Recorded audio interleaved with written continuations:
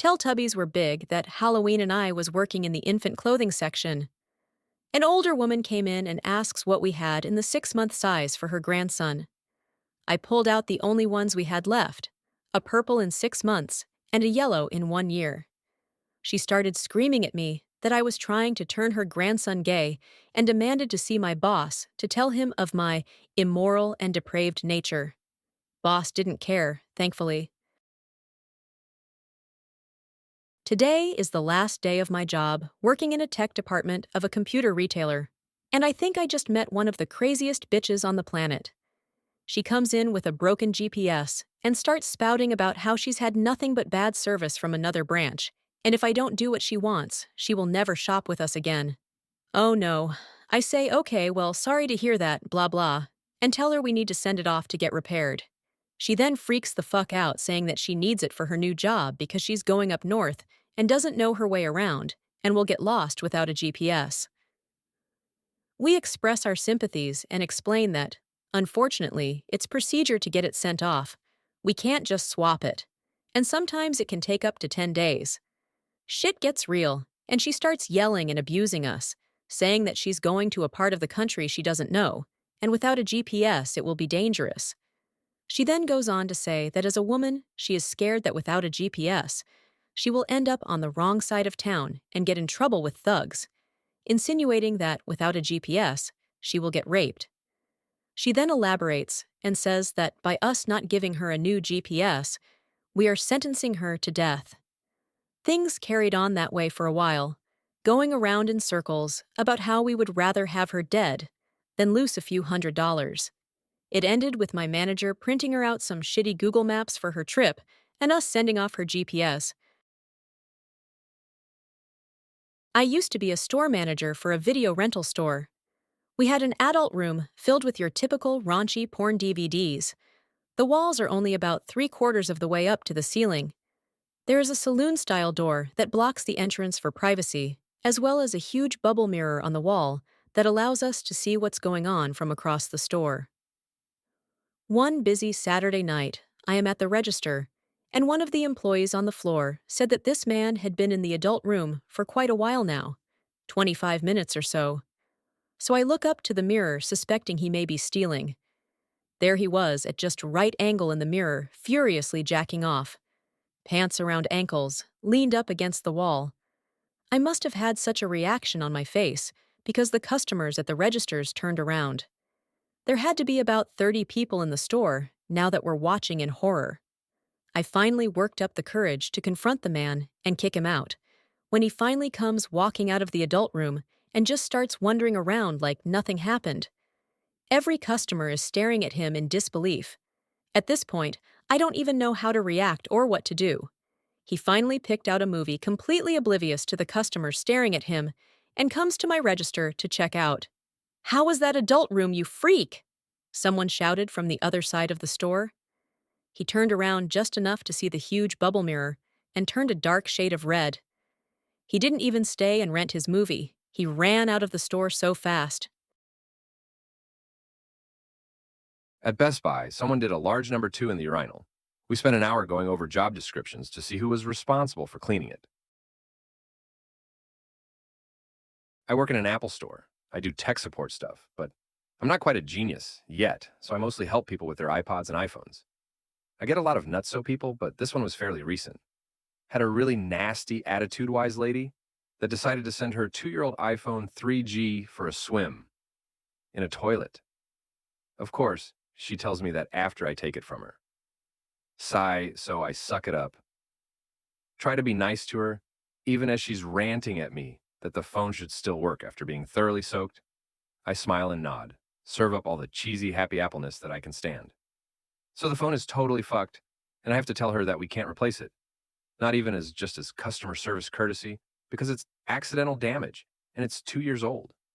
It would just be totally outside the scope of what any rational person would expect anyway.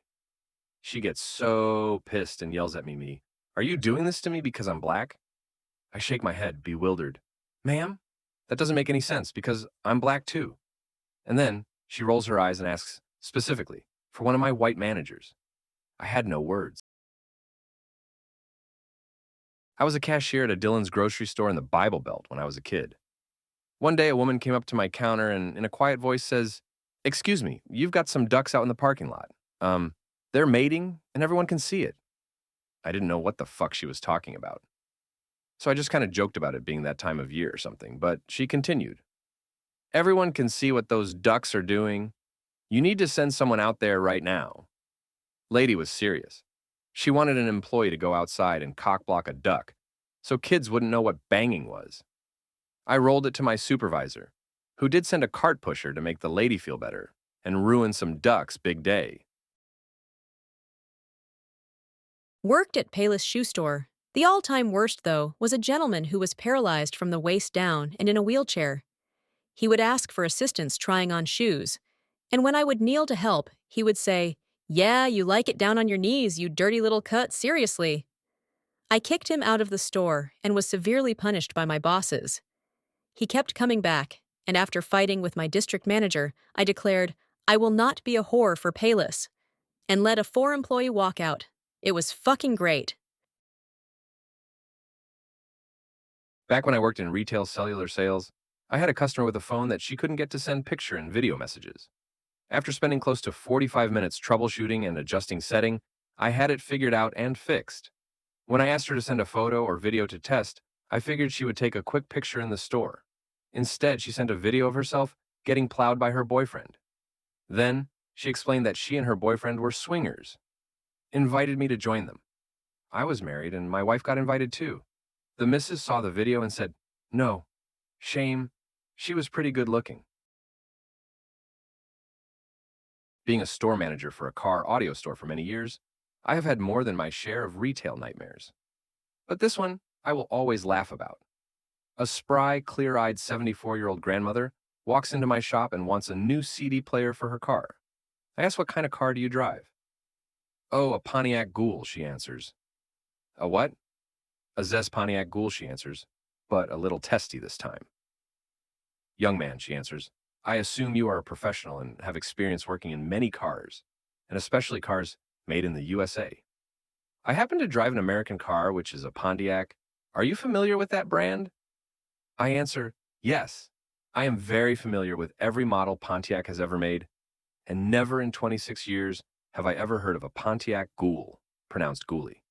That's absurd. How can you call yourself a professional when you have never heard of a Pontiac Ghoul?"